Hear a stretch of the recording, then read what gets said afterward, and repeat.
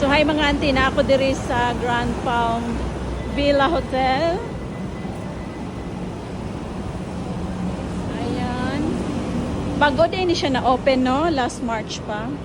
So this is the reception. Mga buotan kailang staff diri.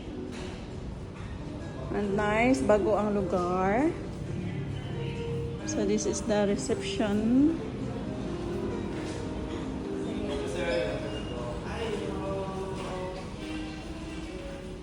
So ayan mga auntie.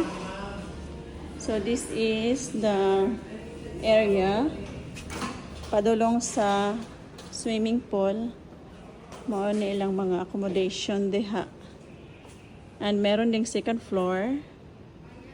And diri pod napod siya second floor diha. So this is the swimming pool. Naapod sila yung mga private villa dito na with swimming pool.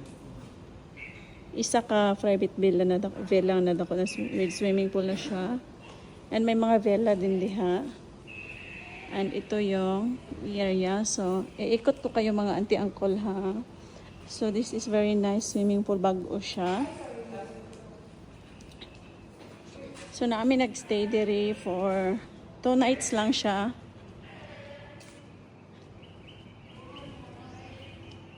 So, ayan.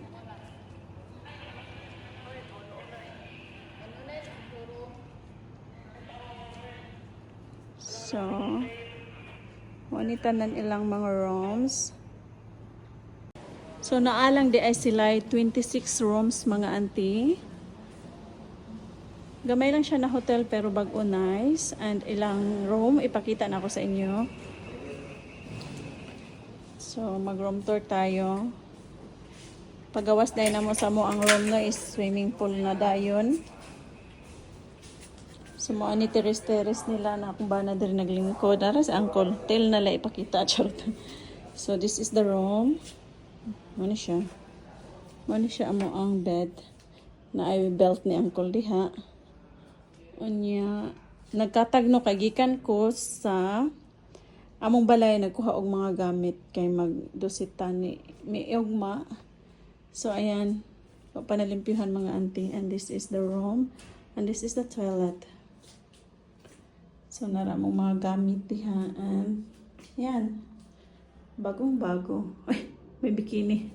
Nag-swimming kasi ako kagabi.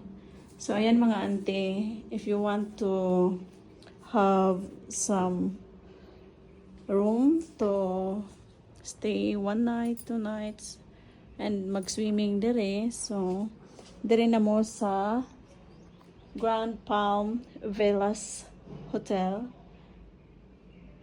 Very accommodating ilang mga staff and nice ang ilang hotel. And unya ang ila ang swimming pool mga auntie no kay kuan siya with lights, mag-change iyang lights ini kagabi.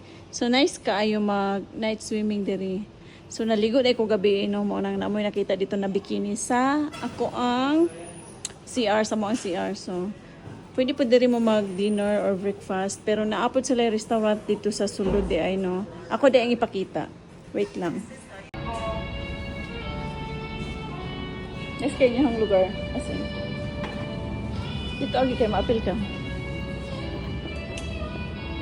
And then, of course, nice kaayo ang ilang swimming pool pag gabi na. Naga-change ang lights, mga auntie. So, super nice yun kaayo. And then, sa gawas naman, sa ilang parking area and entrance area, so maupod ni ang view pag gabi. So, nice jud siya. So, mao ni ang breakfast dari sa Grand Villa Hotel. Sila talong. Sana siya beef steak. Sutanghon with fruits, kape. Naghan kayo sila mag-serve og breakfast. As in full breakfast talaga. If gusto nyo mag-day tour, naapod sila day tour diri, mag-inquire lang mo sa ilahang Facebook page. Make it sure na legit yung Facebook page na inyong mapuntahan. And meron pala sila doong kuan ka ng telephone number, pwede kayo mag-message, tawag, and naa sila yung restaurant dire na super lami and take note, wala sila yung pork. So mauni ang view sa taas, super nice ang area. So mag-inquire na kayo. Puntahan nyo na ito mga auntie uncle. So yun lang.